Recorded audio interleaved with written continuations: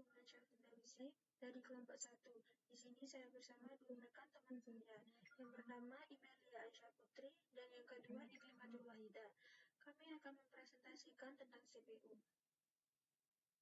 Baik, CPU sendiri adalah unit pemrosesan utama dalam sebuah komputer. Jika diibaratkan, CPU adalah otak, dan tugasnya yaitu mengeksekusi instruksi program, mengontrol aliran data, serta melakukan operasi perhitungan.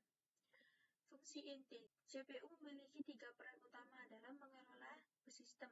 Yang pertama yaitu menjalankan instruksi, membaca dan melaksanakan perintah dari perangkat lunak, dan yang kedua yaitu mengatur proses, mengkoordinasikan tugas-tugas yang sedang berjalan agar sistem tetap stabil, dan yang ketiga yaitu mengelola operasi, mengatur komunikasi antara perangkat masukan seperti keyboard dan keluaran seperti monitor, dan yang kedua yaitu clock atau kecepatan. Kecepatan CPU diukur dalam satuan GHz. Clock speed menentukan seberapa cepat CPU dapat memproses instruksi dalam 1 detik. Semakin tinggi angka GHz-nya, biasanya semakin cepat pula kinerja perangkat tersebut dalam menyelesaikan tugas. Dan yang ketiga yaitu interaksi. CPU tidak bekerja sendirian, ia bekerja sama dengan komponen lain untuk menjalankan sistem. Yang pertama yaitu RAM. RAM mengambil data sementara yang dibutuhkan segera. GPU membagi tugas pemrosesan grafis terutama untuk video dan game. Dan yang terakhir yaitu penyimpanan. Penyimpanan SSD atau HDD membaca data jangka panjang untuk diproses dan disimpan kembali. Baik, selanjutnya yaitu sejarah singkat CPU. Yang pertama yaitu perjalanan komputer mainframe raksasa mikroprosesor Intel 1971, era multicore dan SOC. Setiap lompatan menurunkan ukuran dan menaikkan efisiensi. 1960-an mainframe dan transistor besar. Mikroprosesor pertama integrasi transistor ke chip tunggal yaitu 1970-an. Dan 2000-an ke atas multicore, arsitektur hemat energi dan switch untuk mobil. Baik, yang selanjutnya akan disampaikan oleh Imelia. Oke, next selanjutnya yaitu komponen utama CPU. CPU atau otak komputer memiliki 4 komponen kunci yang bekerja bersama. Yang pertama yaitu ada ALU. Ini adalah otot kalkulasinya karena bertugas menghitung matematika dasar dan logika. Yang kedua yaitu kontrol unit yang bertindak sebagai polisi lalu lintas untuk mengatur jalannya data dan menerjemahkan perintah. Yang ketiga yaitu register, yaitu memori super cepat berkapasitas kecil untuk menaruh data yang sedang dipakai detik itu juga. Yang terakhir yaitu ada change atau L1, L2, dan L3.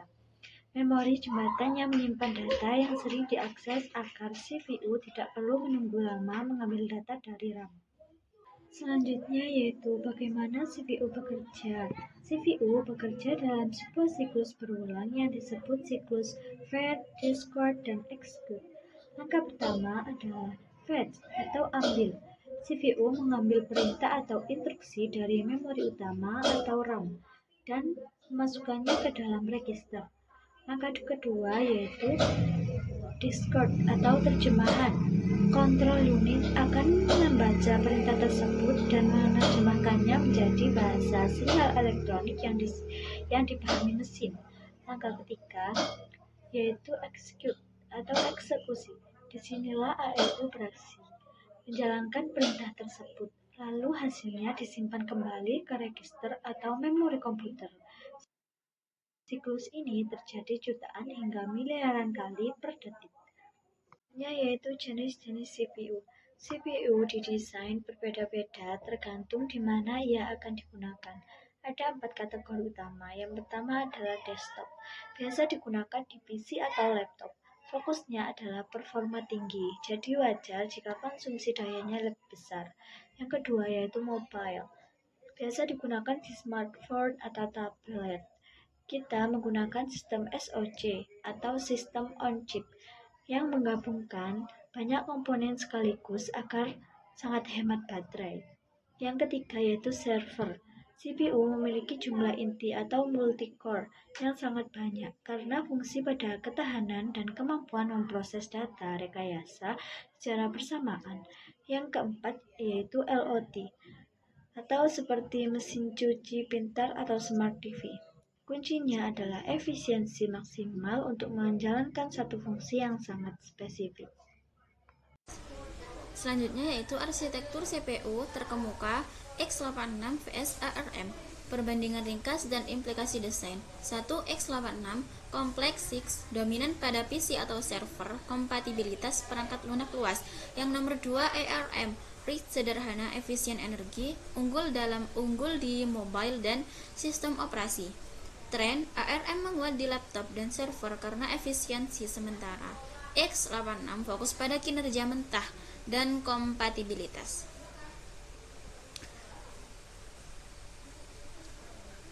Selanjutnya yaitu faktor yang mempengaruhi kinerja CPU. Salah satunya yaitu clock speed atau GHz, kecepatan siklus dasar. Nomor 2, jumlah core dan thread, paralelisme tugas. Selanjutnya yaitu arsitektur dan IPC, instruction per cycle atau efisiensi instruksi. Yang selanjutnya cache size dan memory bandwidth, akses data cepat. Yang terakhir thermal design, TDP dan pendinginan throttling. Jika panas, performa nyata dipengaruhi kombinasi faktor di atas, bukan hanya satu metrik.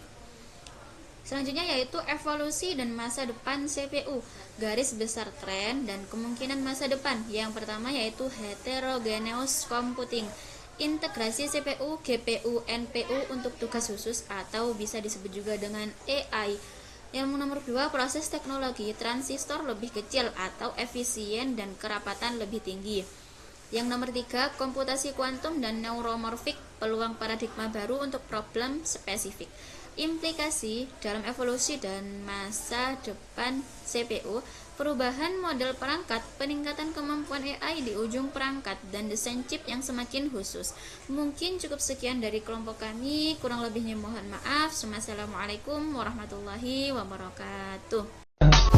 I just had to let you know you're